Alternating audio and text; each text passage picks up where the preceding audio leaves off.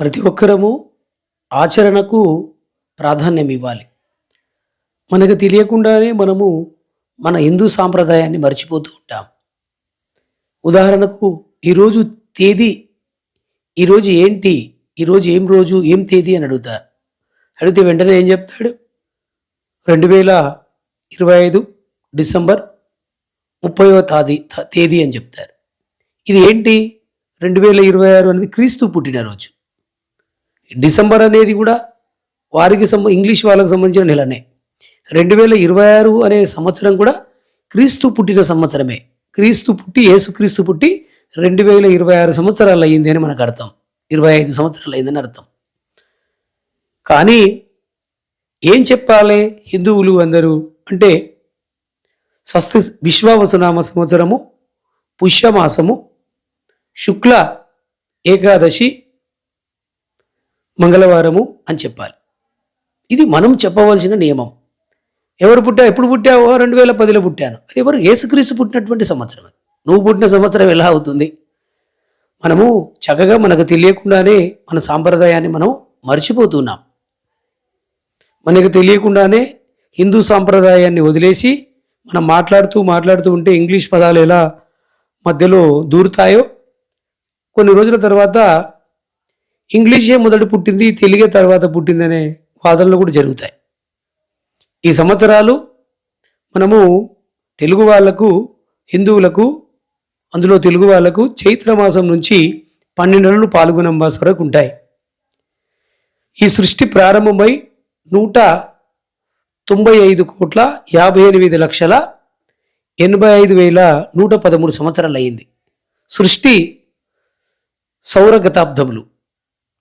ఇట్లా మనకు యుగాలు, మహాయుగాలు ఇలా చాలా ఉన్నాయి. ఈ ప్రకారంగా హిందూ సాంప్రదాయ ప్రకారంగా మనం తేదీని ప్రకటన చేయాలి. నేను ఫలానా విశ్వావసునామ సంవత్సరంలో పుష్యమాసము శుక్లపక్షం ఏకాదశి రోజు పుట్టాను అని హిందూ రీతిగా చక్కగా వారు పుట్టిన తేదీని చెప్పుకోవాలి. అలా కాకుండా యేసుక్రీస్తు పుట్టిన లెక్క పెట్టుకొని, ఇప్పుడు ముస్లింలకు 1449 సంవత్సరాలు అవుతుంది వాళ్ళ హిజరీ లెక్క ప్రకారంగా. యేసుక్రీస్తు లెక్క ప్రకారంగా క్రైస్తవులకు 2025 సంవత్సరాలు అయింది.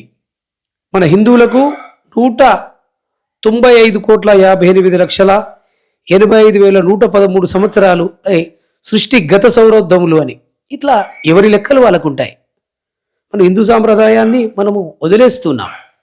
చక్కగా పండుగల రోజు చక్కగా పంచ కట్టుకోవాలి, ముఖానికి తిలకధారణ చేసుకోవాలి. అది కూడా గోసిపోయడం, మంచి పంచ కట్టుకోవడము లేదా అడ్డపంచ కట్టుకోవడము చేయటం లేదు.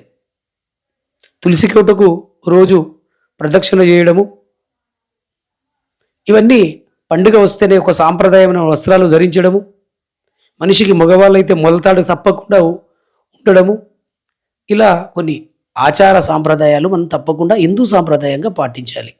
ఆడవాళ్ళైతే చక్కగా చీర కట్టుకోవడము,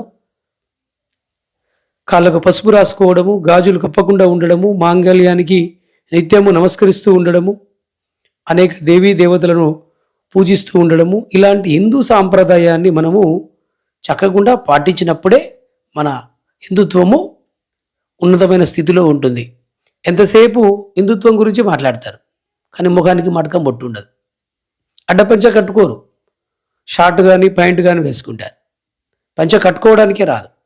కానీ మహాభారతం, రామాయణము, హిందుత్వం గురించి వాదన చేస్తాం. గోమాతను ఆరాధిస్తూ ఉండాలి. అనేక రకాల హిందూ సాంప్రదాయంలో ఉన్నటువంటి ఆచార సాంప్రదాయాలను మనం కొనసాగిస్తున్నప్పుడే చక్కగా హిందుత్వము మిగులుతుంది. లేదా ఇతర పాశ్చాత్య కల్చర్లన్నీ మన హిందుత్వానికి ఇబ్బందులు కలిగిస్తూ ఉంటాయి. అందరూ కూడా చక్కటి హిందూ సాంప్రదాయాన్ని పాటించాలి.